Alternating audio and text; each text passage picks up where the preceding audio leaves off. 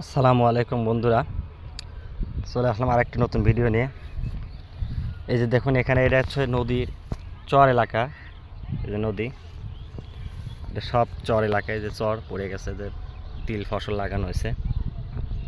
এখানে আবার এই যে ঘাস লাগানো হয়েছে নদীর সাথে। এই যে নদী, এখানে যে ঘাস লাগাইছে, যে কেবলই ঘাস লাগাইছে, এগুলো হয়তো কিছুদিনের মধ্যে কাটবে। তো আসলে গরু পালন করতে গেলে অবশ্যই ঘাসের দরকার, খড়ের দরকার।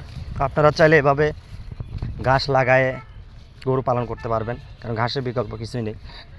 এই যেখানে ঘাস অনেক বড় বড় হয়ে গেছে, নদীর ধারে, নদীর কাছেই লাগানো হয়েছে।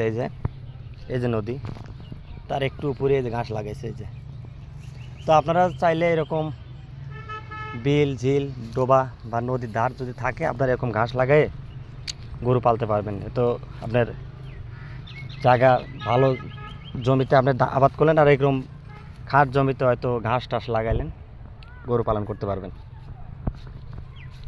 যেখানে আবার তিল লাগানো হয়েছে, এরকম অনেক আছে। এই যে ওখানে ঘাস লাগাইছে, ওই যে আমি আপনাদের একটু এগিয়ে যা দেখাই। এখানে ঘাস লাগানো হয়েছে। তো ভিডিওটি ভালো লাগলে অবশ্যই চ্যানেলটি সাবস্ক্রাইব করবেন, করে সাথেই থাকবেন। এই যে এখানে ঘাস লাগাইছে, এই যে ঘাস লাগাইছে।